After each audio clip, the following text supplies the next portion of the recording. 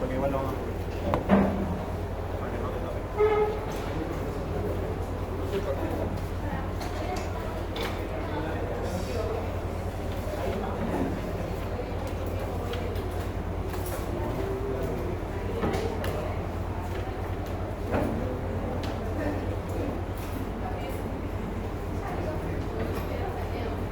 ¿Qué tal el examen? Fácil. Facilísimo. ¿O no? ¿Ah? Pero las notas malas.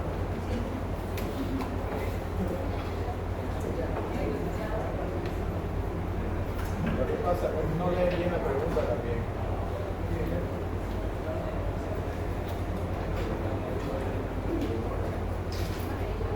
¿Quién entiende mejor la pregunta?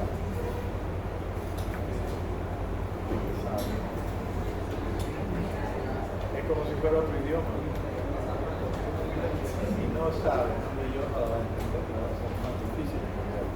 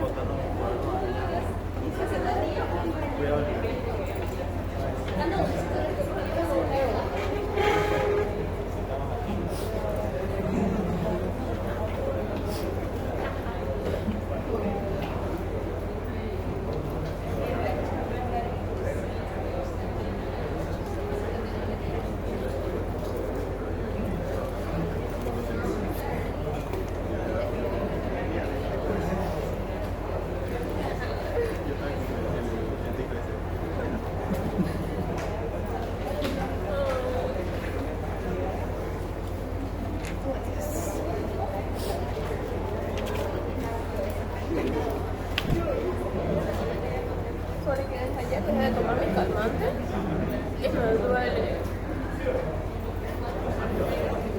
No, porque no puedo tomar, ya pasan 5 días.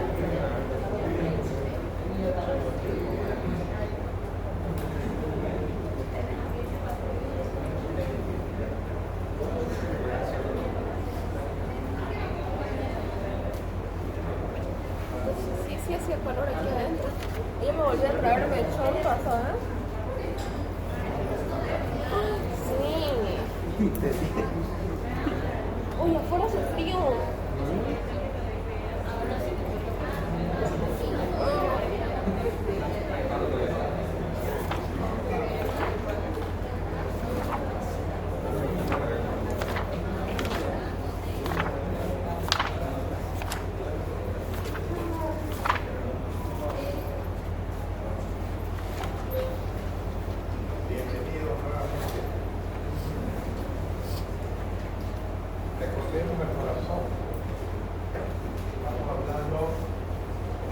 izquierdo del corazón, que es una de las válvulas auriculoventriculares.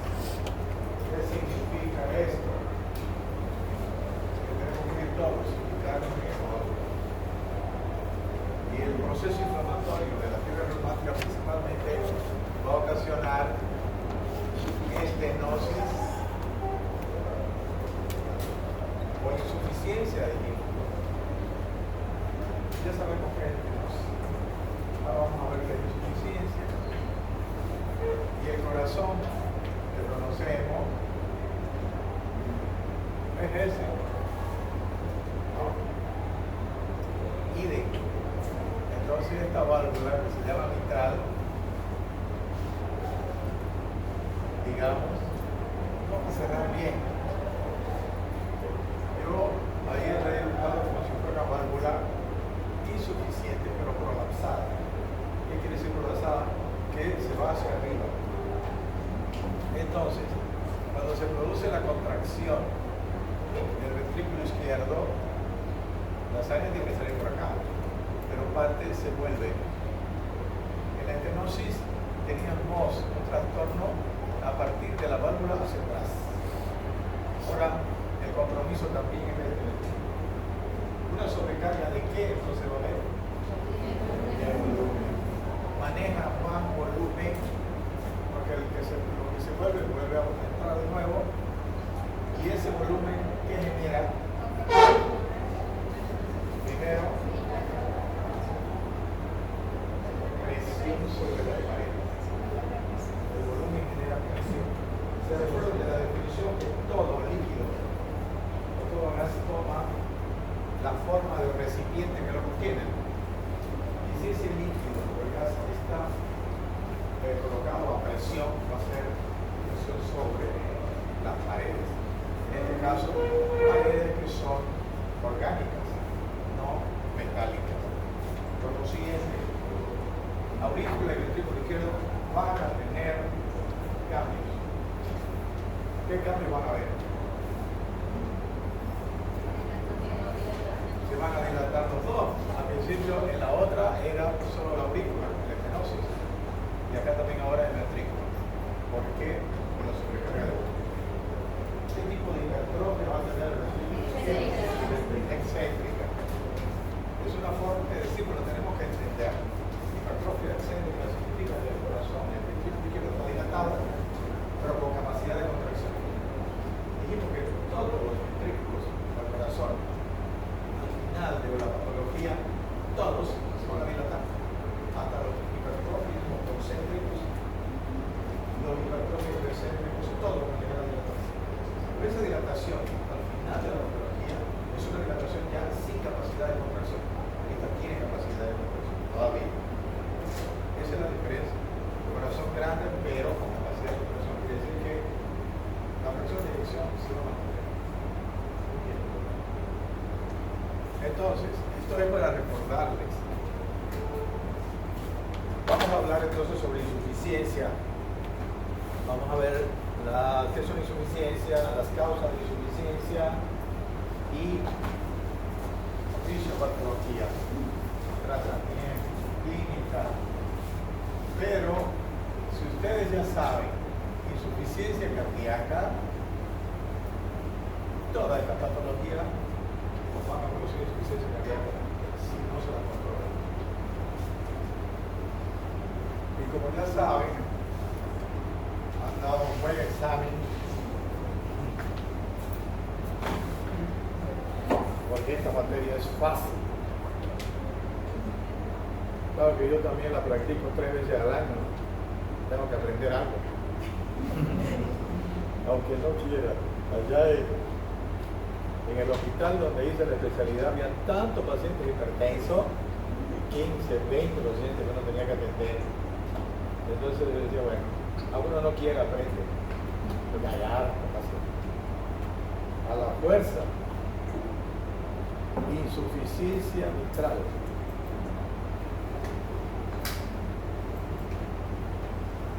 Definición. Pero primero vamos a hacer. Está bien.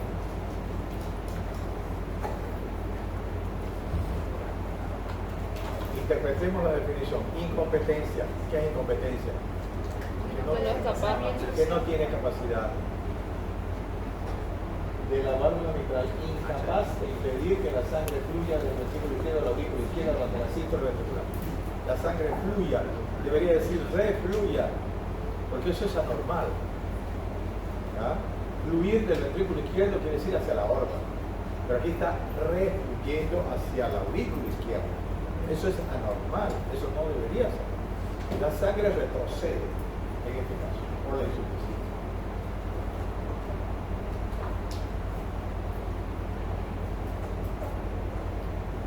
Tiene que recordar el ciclo cardíaco. Como en la pregunta esa de qué tipo de soplo hay en la fibrilación, en la estenosis mitral con fibrilación auricular.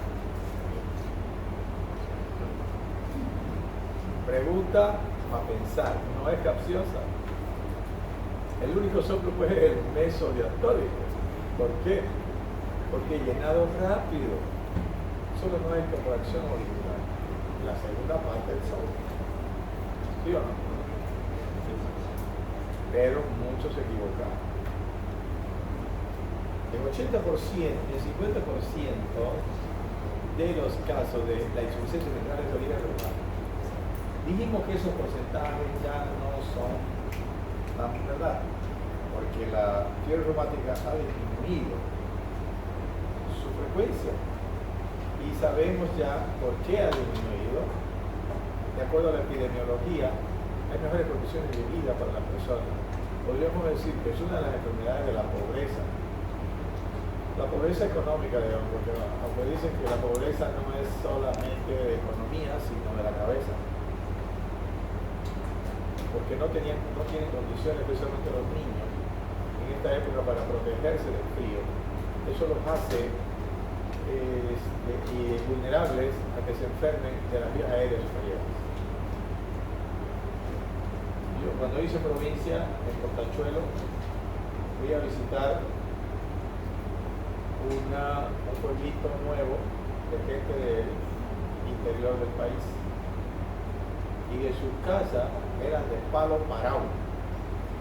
No sé si ustedes entienden, las paredes, un palo parado al lado del otro.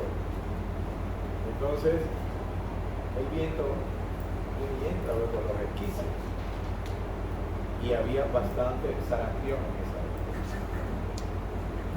Así que en este caso también es porque los niños no tenían condiciones de vestir, en este caso zapatos, la alimentación no era la mejor, la asistencia médica y sanitaria también era precaria y por consiguiente se enfermaban seguido las vías aéreas superiores con baja defensa. ¿Cuáles son las condiciones para que una persona tenga un proceso infeccioso, una enfermedad infecciosa? Dos, generales.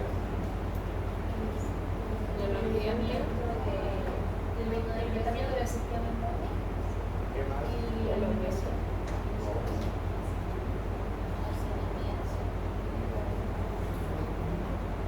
Esa es una generalidad que tiene que saber. Sistema autoinmune, ya disminuido, y la virulencia del germen por la bacteria. Porque aunque tenga un sistema inmunológico normal, si la bacteria es muy virulenta, entonces se va a enfermar. Si están las dos condiciones, peor.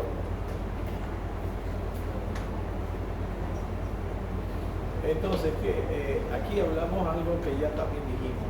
Es de origen reumático por retracción y distorsión de las valvas, a veces calcificadas, fusión y acortamiento de cuerda tendinosa. La insuficiencia mitral reumática pura es rara.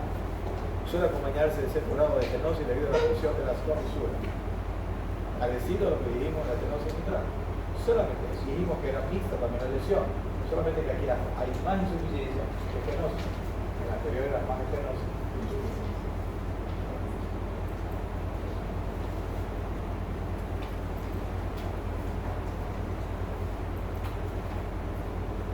frecuentemente se combina con lesión aórtica.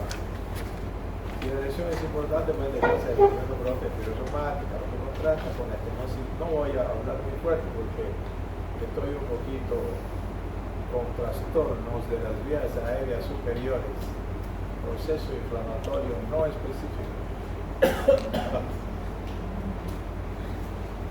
Los primeros brotes, lo que contrasta con la estenosis mitral pura, que se hace evidente en forma más tardía. Dice que eso es rarísimo, si que tenga estenosis mitral pura o insuficiencia pura.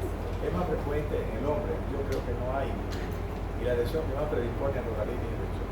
Aquí podemos sacar las conclusiones.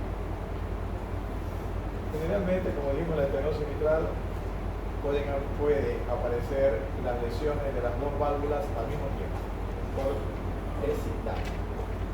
Segundo, que puede detectarse los primeros brotes de fiebre reumática. ¿Por qué? ¿Por qué se puede detectar los primeros brotes de fiebre reumática?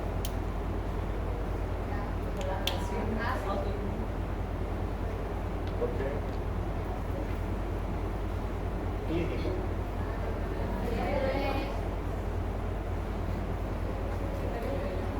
Hubo una pregunta en el examen parecido. Porque cuando se produce un proceso inflamatorio, ¿no? O una miocarditis o una carditis, va a haber dilatación, entra ahí.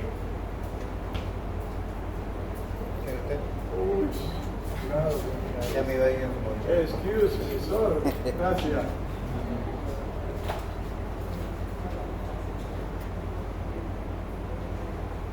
Cuando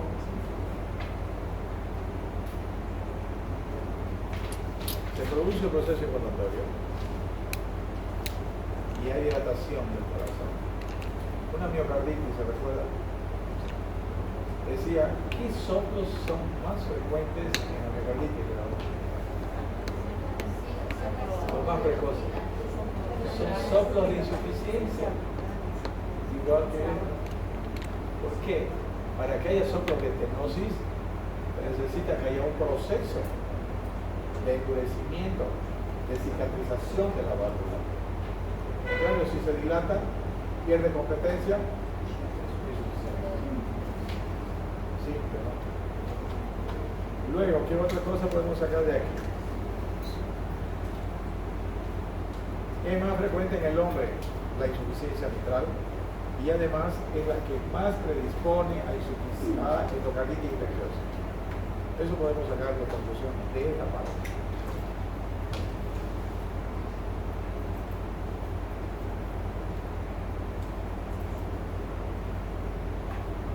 Debería haber traído otro.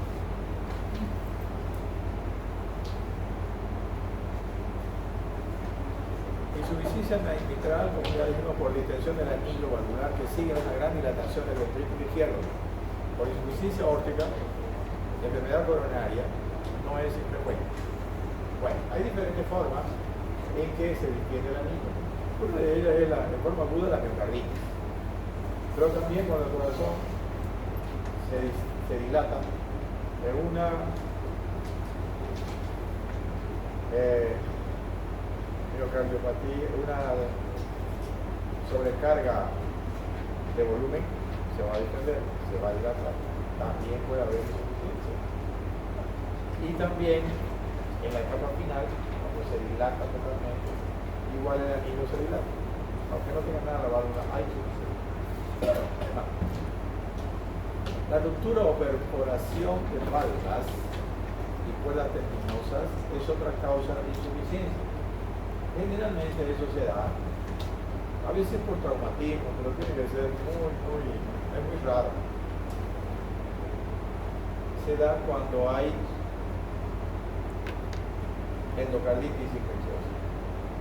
La endocarditis infecciosa es una enfermedad grave. Rompe las válvulas. Se produce una insuficiencia aguda con gran sintomatología del paciente. Además, por supuesto, no solamente por la insuficiencia que va a provocar, sino por el proceso infeccioso gravísimas. Gravísimas. Disfunción de músculos pupilares puede causar insuficiencia mitral aguda. Entonces, también la disfunción de los músculos pupilares, que se puede producir en una coronariopatía, al no tener la capacidad de contracción para retener las valvas en la posición para que no deje pasar sangre, entonces estas prolapsan, como dibujé ahí, prolapsan hacia la aurícula. Entonces no coaptan, se hacen así. Entonces la sangre es otra causa.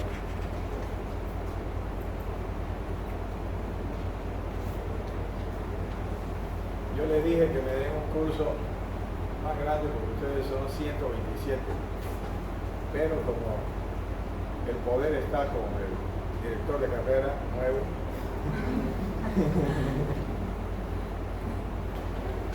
ya no puedo decirle nada. Se alzó. Tengo que hacerle ya la vez. Etiología y tipo seguimos. En el infarto es frecuente que la zona asinética, ¿qué quiere decir asinética? Sin movimiento. El prefijo A en medicina, ¿qué significa? Cinesis, movimiento. Sin movimiento. O aneurismática ventricular. ¿Por qué dice aneurismática ventricular? Porque a veces en infartos grandes, cuando cicatriza, esa zona ya no tiene movimiento, no tiene músculo, es tejido blando.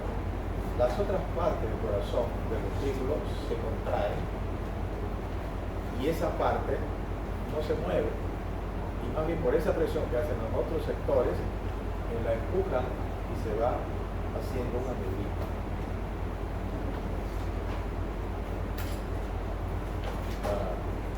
Produzca desplazamiento en el músculo pupilar produciendo insuficiencia mitral.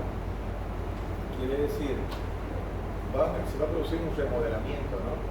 O sea que cuando la zona del infarto se va a modificar, las otras zonas que se contraen todavía se van a adaptar, van a modificar su posición y entonces esa estructura simétrica, digamos, del ventrículo se va a modificar y ahí va a ser difícil y va a trastornar el movimiento de las cuerdas tendinosas y de los músculos pupilares para cerrar la válvula.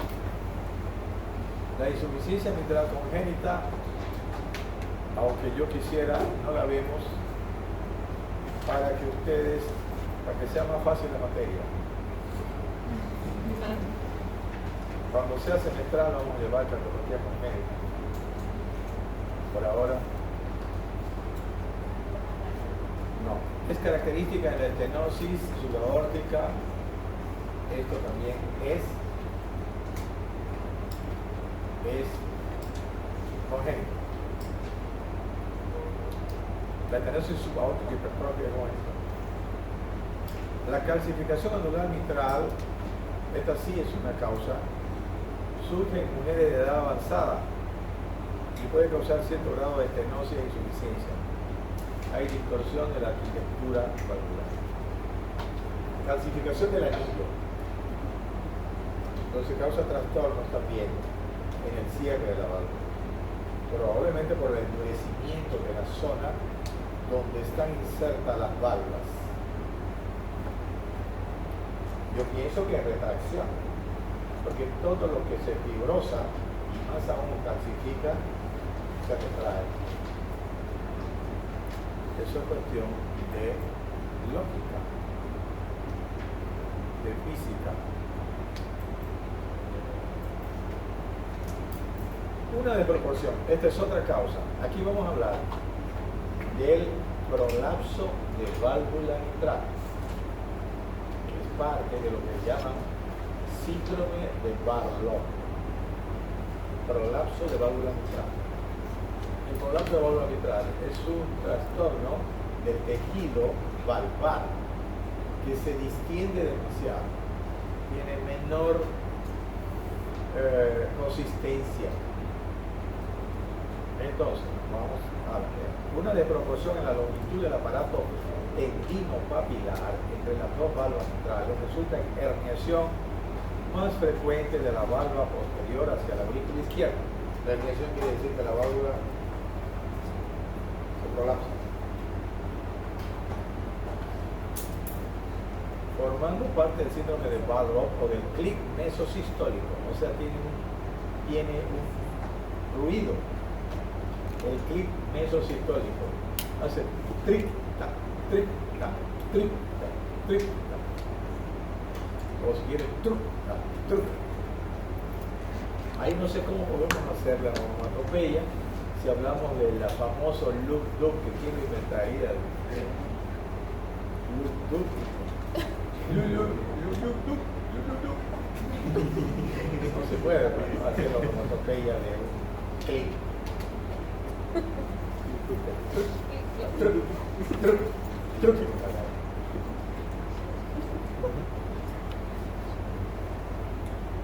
Cuando es familiar, se produce más en mujeres jóvenes. Está relacionado con el aspecto emocional. ¿Y quién más es más emoción? ¿Qué sexo es más emocional? El masculino, no Las el mujeres femenino. son más emocionales.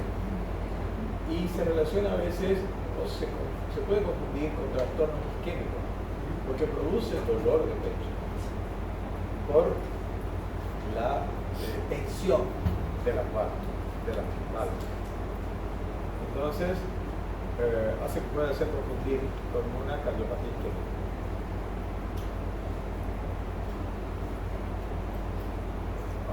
En alguna oportunidad, en el segundo parcial, yo hice una pregunta relacionada. Paciente de 20 años, femenina, que llega a la emergencia con dolor precordial, extrasístoles supraventriculares, porque también a veces da arritmia, ansiosa y con falta de aire. Diagnóstico. Ahora podría ponerlo a la ausculta clic mesodiastólico o mesosistólico. Igual, colapso de válvula. No lo voy a hacer esto. Hemodinámicamente, la fisiopatología, importante la fisiopatología, hay que conocerla, porque partimos de ahí para razonar sobre las consecuencias, sobre la clínica e incluso sobre el tratamiento. Por ejemplo, fui a tomar examen esta anterior semana a la UCEBOL, porque ellos dan examen de grado. Y claro, es estresante el examen de grado, teniendo 4 tribunales, entre ellos cuando me toca a mí, yo. Y se ponen nerviosos cuando yo pregunto. Yo no sé por qué. ¿Por qué? Porque yo los miro así, digamos, con cariño. El doctor. Solamente que hago la pregunta y le digo 5 segundos. Ay. No. No, es demasiado estrés realmente. Y hice algunas preguntas, y entre ellas, lo olvidé lo que iba a decir. Bueno, ahorita les digo. Entonces, la fisiopatología, por ejemplo, se pregunta sobre las enfermedades prevalentes en el medio, en Bolivia. Las enfermedades prevalentes son hipertensión arterial, insuficiencia cardíaca, cardiología, Chagas, por ejemplo. Entonces, fisiopatología de la hipertensión arterial. ¿Cuál es el factor fundamental que produce hipertensión arterial desde el punto de vista de la fisiopatología? Aumento de resistencia vascular periférica. Y si no me lo dicen, yo le digo, tiene que ver con el tratamiento. ¿Cómo trata una hipertensión arterial? ¿Cómo? Dando antihipertensivos. ¿Qué son los antihipertensivos? Todos son vasodilatadores. Fíjense ahí, resumiendo, ustedes ya saben hipertensión. Tampoco voy a hacer esa pregunta porque ya la sabe. Hemodinámicamente en la insuficiencia mitral durante la sístole, esta es la cronología de lo que sucede. Ustedes tienen que imaginar cuál es la consecuencia de esto que sucede ahí, qué va a pasar en las diferentes cavidades, pensando en volúmenes y presiones. Hemodinámicamente la insuficiencia mitral durante la sístole refluye parte de la sangre del ventrículo izquierdo al aurículo izquierdo por la válvula insuficiente, por lo cual la aurícula izquierda y parte de la circulación pulmonar, porque la presión que hay en la aurícula se manifiesta hacia atrás. Ya eso lo hemos visto creo que 2 o 3 veces. Se llenan de sangre llegando la éstasis en caso avanzado hasta el ventrículo derecho. Este es un proceso, ¿se recuerdan? Es un proceso, cuando hablamos de estenosis también es parecido. Es un proceso que va aumentando la presión, primero volumen, la presión en la aurícula izquierda, venas pulmonares, capilares pulmonares, arteria pulmonar. ¿Y quién recibía el impacto después de eso? El ventrículo derecho. ¿Qué tenía hacia adelante el ventrículo derecho? Hablando de fisiopatología, una sobrecarga de presión. ¿Por qué? Y hubo una pregunta también sobre eso.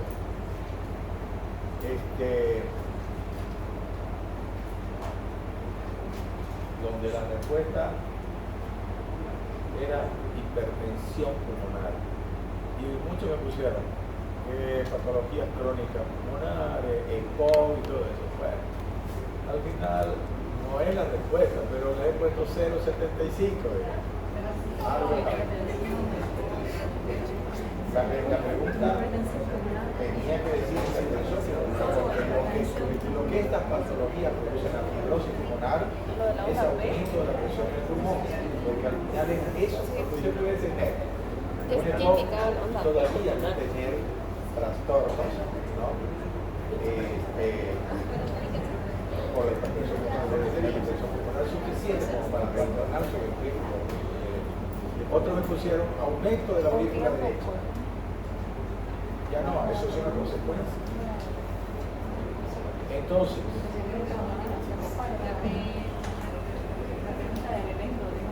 la pregunta del electro, la P pulmonar. La P pulmonar.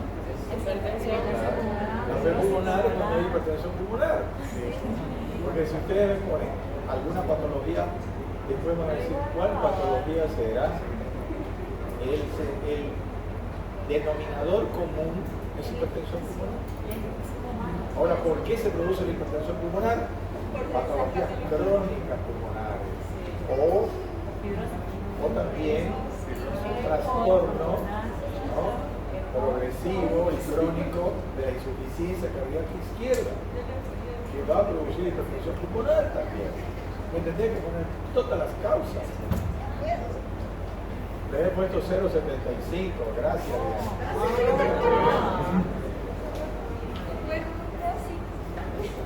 Porque si les pongo bien, me dicen, estaba bien, y aprenden mal. Pero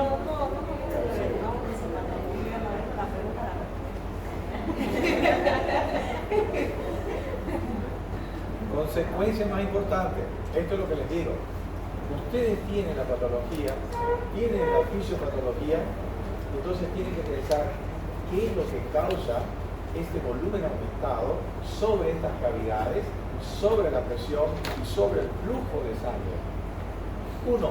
Dilatación de la aurícula izquierda, que recibe sangre de las venas pulmonares y el ventrículo izquierdo durante la sístole por la válvula insuficiente. Recibe sangre que viene del lado derecho por las venas pulmonares, entra a la aurícula y el ventrículo le refluye también, y la aurícula recibe de 2 válvulas. 2. La dilatación primero y la hipertrofia después del ventrículo izquierdo. Aquí hay que aclarar de que es una hipertrofia excéntrica para que no se confunda, porque es de volumen el problema. la dilatación primero y la hipertrofia después del ventrículo izquierdo, porque el aumento del flujo que vuelve del aurículo izquierdo durante la diástole, además de dilatarlo, le impone a la sangre un volumen de sangre mayor. ¿Qué es lo que sucede? Se trabaja doble, porque lo que se vuelve otra vez a entrar, y otra vez se vuelve parte, y otra vez vuelve a entrar. Es como si fuera en la cardiopatía congénita, pero hay a veces orificios anormales entre las aurículas o los ventrículos. ¿Y de qué lado pasa al otro lado? ¿Del derecho al izquierdo o del izquierdo al derecho? ¿Por qué? Porque tiene más presión. Entonces los shunt, que le llaman, son más de izquierda a derecha. Pero llega el momento en que la presión en el pulmón aumenta tanto, ¿no?, que la presión en el lado derecho es mayor que en el lado izquierdo. El shunt se invierte. ¿Qué sucede con la persona? Cianosis. La sangre ya no se va a oxigenar, pero el pulmón ya no pasa parte, no pasa porque no se vuelve. Llega al ventrículo derecho o al aurículo derecho y se pasa al lado izquierdo, no pasa por el pulmón. No se oxigena. Eso es un estado grave. Un estado grave. Una hipertensión pulmonar para operar después. El otro día me comunicaron que a mí me llamó la atención de los superciclos de enfermería. Se operó un chico de unos 25 años en San Juan de Dios. Han operado a otro paciente que también. Pero ese chico tenía una patología que se llama síndrome de Epstein, donde la válvula tricúspide está muy baja. O sea, tiene más aurícula que ventrículo.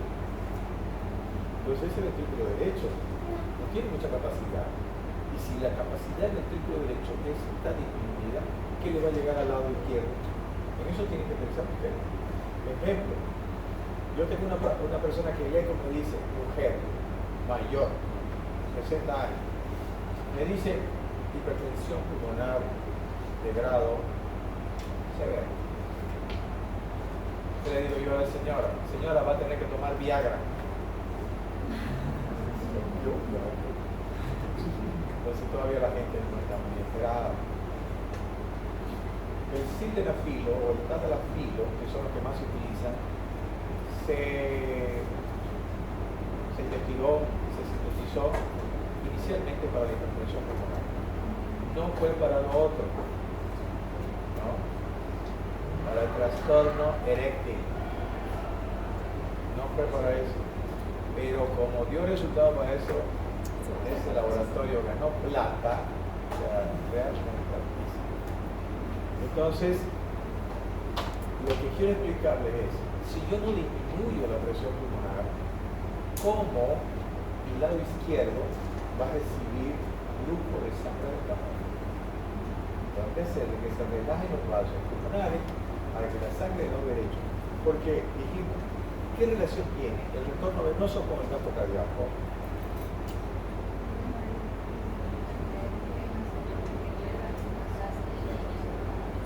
Todo lo que entra tiene que salir. Todo lo que entra tiene que salir. El retorno venoso o el gasto cardíaco es lo mismo que el retorno venoso. Porque si no pasa, ¿dónde se queda? Se queda en el pulmón. Entonces vamos a tener disminución del volumen de inyección. Y eso va a ocasionar hipoperfusión de órganos. ¿Está muy frío? Entonces, vámonos. No hay nada que se ve. Quizás un poquito más adelante. Entonces, es lo que sucede. No puedo hablar mucho con esto. Consecuencia, seguimos parte a la aurícula izquierda y parte a la circulación sistémica. Entonces, sístole ventricular, aorta tiene que salir por allá, pero refluye hacia la aurícula izquierda. ¿Por qué refluye?